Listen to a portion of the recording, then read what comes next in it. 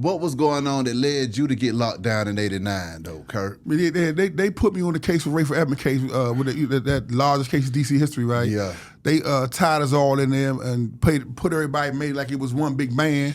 You know what I'm saying? But it's like, so, and we had to rumble them, you know what I'm saying? Even though I was an independent contractor, but the fact that we was pitches, you know, I wasn't the pitches they showed in court, but they knew we was together.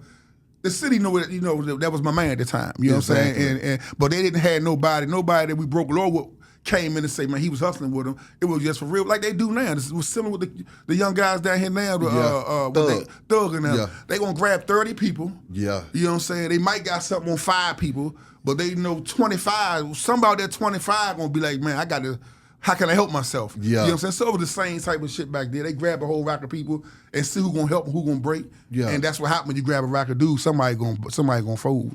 How much money was flowing around that time, though, Curt? Man, a lot of money was flowing, man. I mean, a lot of money was flowing, man. Especially with Slim, you got to keep in mind, like you hear a lot of people's names around the country that was getting money, and a lot of people was getting money all over the country. Don't matter what city you from, Memphis, whatever, dudes getting money, right?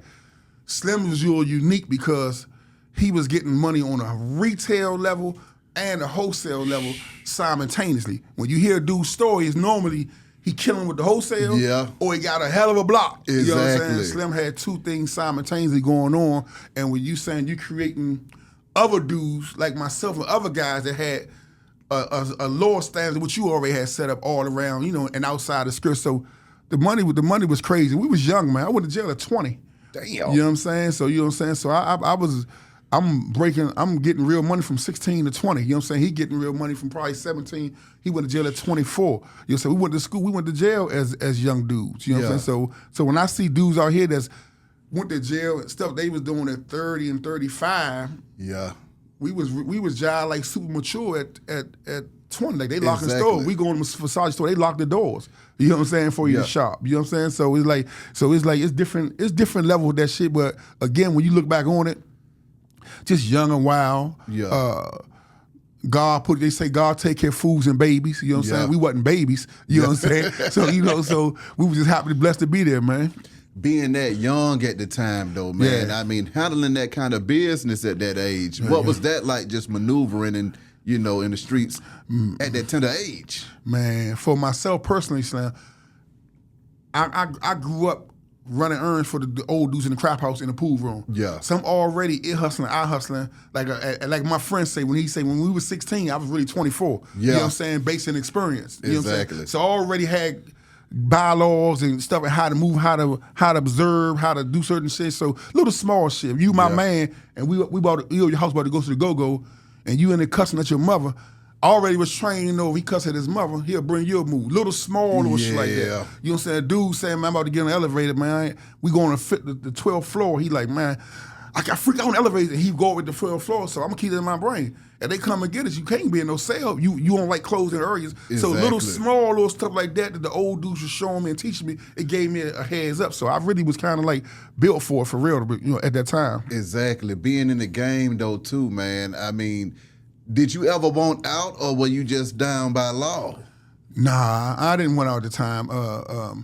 When we was young, we have a jail, we have a prison in our area called Lorton Penitentiary, Lorton Jail. Yeah. So when you young, when you build up your rep with certain labels, it's almost like, man, I want to go to Lorton. I don't want to go to Lorton for a lot of time, but you feel like you want to go down Lorton and make your mark, right? Yeah. Then you want to be the biggest dude in the city as far as getting money. So really, that was my aspiration. Because when I was coming up, all the old dudes was really who we kind of looked up to. They own corner store. They got a liquor store, laundromat, dress slick while we gambling, talk to the older people in good manner. So that's what we was on. We wasn't watching basketball players and other stuff. So I was inspired to be like some of those guys. You know what I'm saying? And believe it or not, some of them guys, outside the fact that they were selling drugs, was some hell of a dudes as far as business-wise, mannerisms and stuff like that, right? So a dude was inspiring me. So at that time, no, I wasn't looking to get out. I wasn't having no aspiration day. I'm like, man, I'm a roll. I had a crazy philosophy that I laugh at now. I used to say, man, if I can live at about 40, but I do whatever I want, ball out, I'm good. You know what I'm saying? But again, being naive and thinking crazy, you know what I'm saying, and watching God fall, all that type of stuff, right? It'll do it to you. Yeah, it'll do it to you, right? But yeah. When Wayne Perry goes on the killing spree, man, I mean, during that time, you thinking, okay, this guy's knocking off everybody in this thing. What was going through your mind when you were seeing that? I mean, the charge that he was accused of, I was locked up. Okay. So when all this was supposed to be happening, I was in Oakdale, Louisiana, locked up. But when you from the city and you from the jungle, nothing don't really surprise you.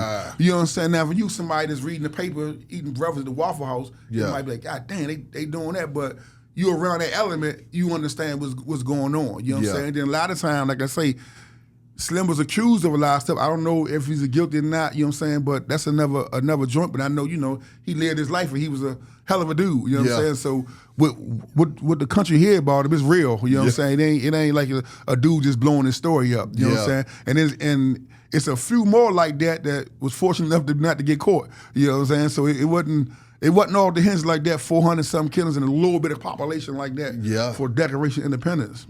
Okay.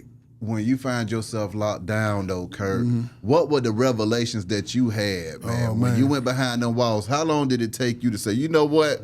I don't know if I was doing the right thing out here on these streets. Man, when I went in that jump, man, I was looking at 35 to life. I'd never been locked up as a juvenile.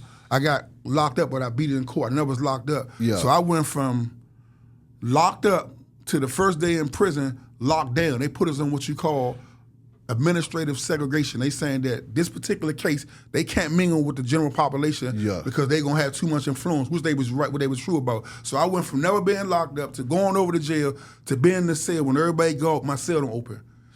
Looking at 35 to life, right? So it hit me like, damn, I'm about to get 35 to life and I don't got no kids. That's the first thing hit me, right? So now, of course, I already was, believe it or not, a God-fearing man because my grandma had me in church even as a young dude. I just understood when I was in the jungle, it was jungle time, right? So now I'm in the cell locked down. I'm having more than enough time to talk to God one-on-one and personally, right? So the whole time, when I pray at night, I'm praying for the ability to see the streets again, while keeping myself as a man, not crossing no lines. So and I always say, damn, I don't got no kids. I'm about to get 35 to life. So I always tell God when I pray, just like I'm talking to you, I say, God, get me out this situation right here. I know I might got to do some time. As long as I keep my manhood and my principles, I'm gonna get life a fair chance. Like I'm talking to God, like I'm making a deal with him. Right? But that's what I'm really saying, right? Come on. And sure enough, man, as time went on, I got a sweet situation, man, on a little money laundering charge, man, and got out that joint, man. I'm gonna do like 4 years in there, man, and I kept my end of the bargain that I ain't gonna cross the line again.